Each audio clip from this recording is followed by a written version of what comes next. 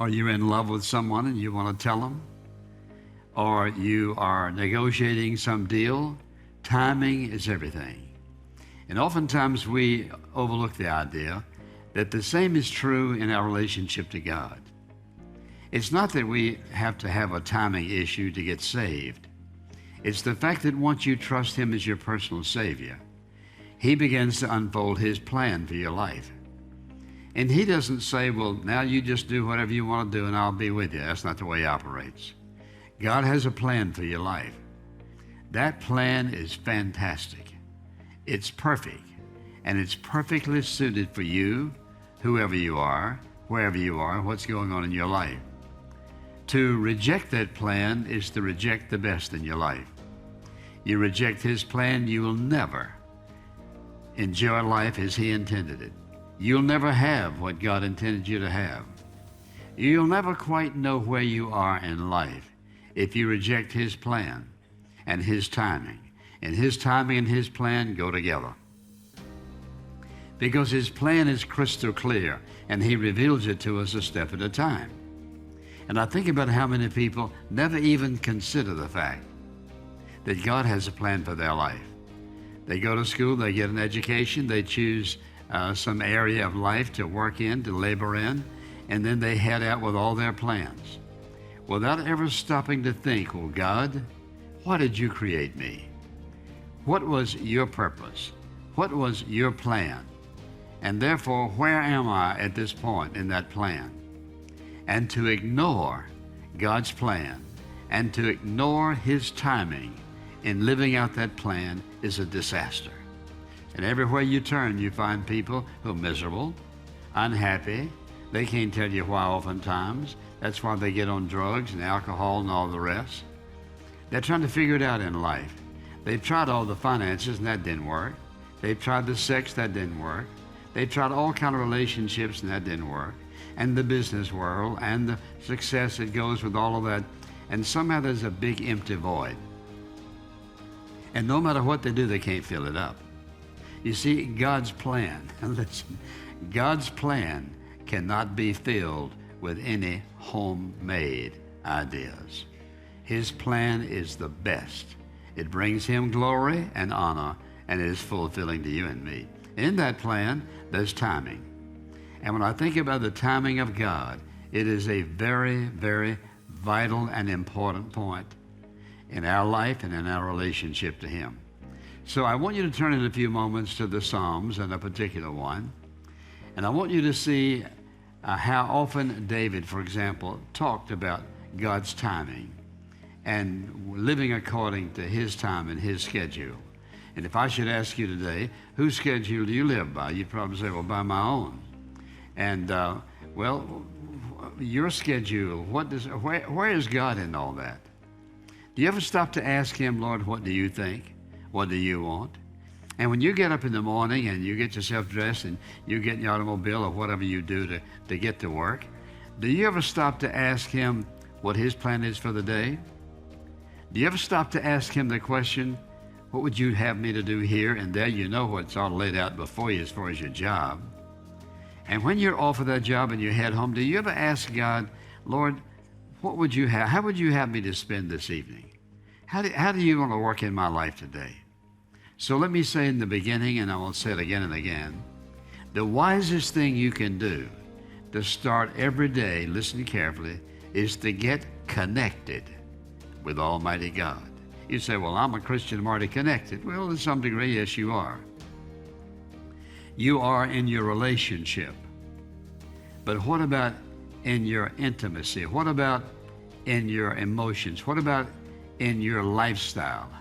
And so often people get up, they get themselves dressed, and they take off and never say anything to God until they get in the traffic, it gets it all bogged down, they can't even see the end of it, and it's already past their time of being to work. And then what happens? First connection. That is not what God intended. His intention was that when you awaken in the morning, you get connected. You say, how do I get connected? You just start talking to Him. Father, thank you for a good night's rest. You know what lies ahead of me today? I want to walk in your timing. I know your timing is best. Don't let me get ahead. Don't let me linger behind. Don't let me step out of your will. Let me walk wisely today in your will, so that when the day is over, I'll be able to look back and thank you for all that you've done.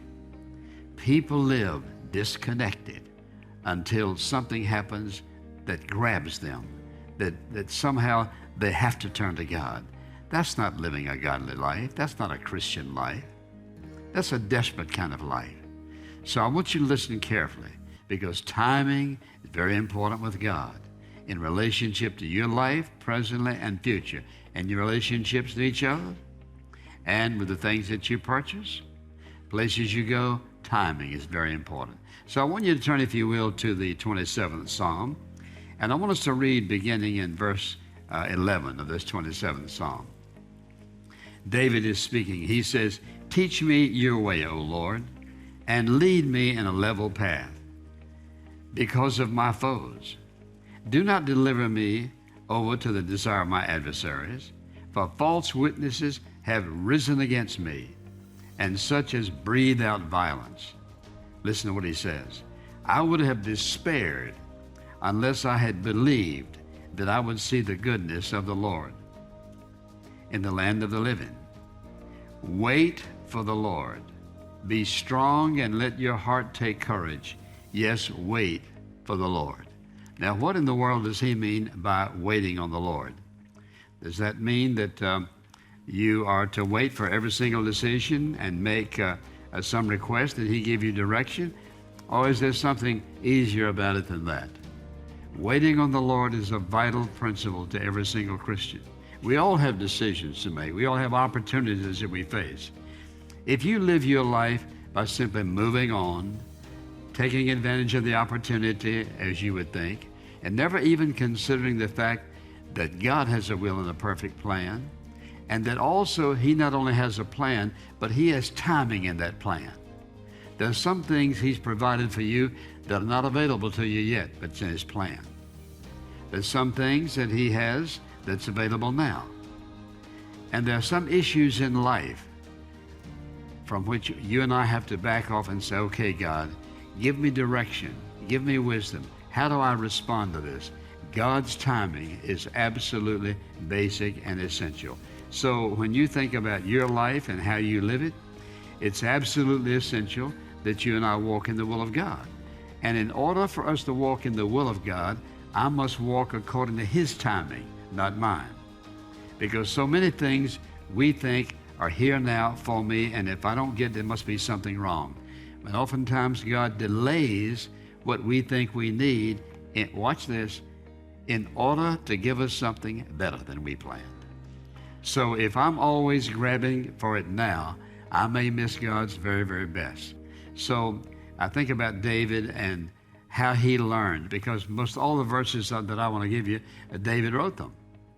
And if you'll recall that Samuel the prophet met his family and said to his father, "One of your sons I came to anoint as the king of Israel." And so, they started from the eldest one, and they couldn't find, none of them were it. And so finally he said, "Well, my other son, Dave, he's out with the sheep." He said, "Bring him in." And so he anointed David the king of Israel when he was 16 years of age. Now, you say, well, fantastic. The worst time of his life began to happen, because for the next 14 years, he ran from the sword of Saul. Saul did his best to try to kill him. And so Samuel the prophet had made a prophecy, but he didn't say now he's going to be king immediately. God's timing was perfect. And it's interesting what happened in that time. David served Saul, and even though Saul tried his best to kill him all that time, and 14 years went by. And what was David doing in 14 years? Probably wondering, well, Lord, when's this going to take place? And probably asked that a lot of times, because he spent all of that time running and hiding from Saul. But when the time came, he anointed him the king of Israel, and he is, for example, Jerusalem is the city of David. It's David above everybody else in the nation of Israel. God had a plan. It was a perfect plan. He executed his plan, but not on someone else's schedule. His timing was perfect.